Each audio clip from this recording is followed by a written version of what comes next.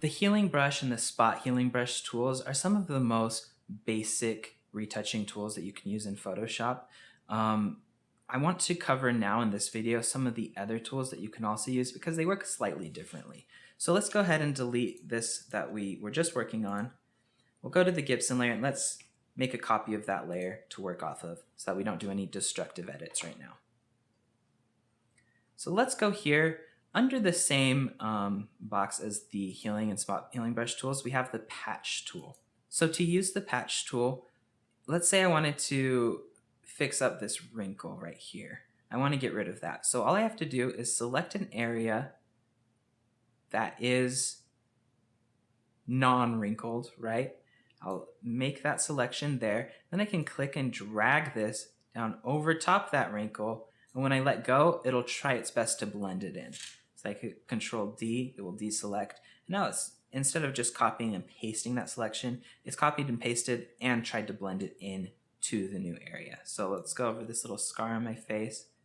Oh, actually, we want to select an area above the scar, then drag it down, try to place it over the scar, and then it tried to blend it.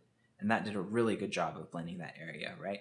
But then you can see also we have some duplicates. So this area here matches this area, these freckles match these freckles. So you want to be careful with that. Make sure that you're looking at the patterns in your skin and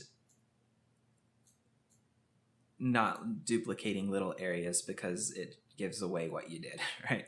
So that's just another way, instead of using the healing brush tools, that you can clean up areas of skin. The last tool we'll talk about is the clone stamp tool. So the clone stamp tool allows you to define a source point, just like the healing brush tool.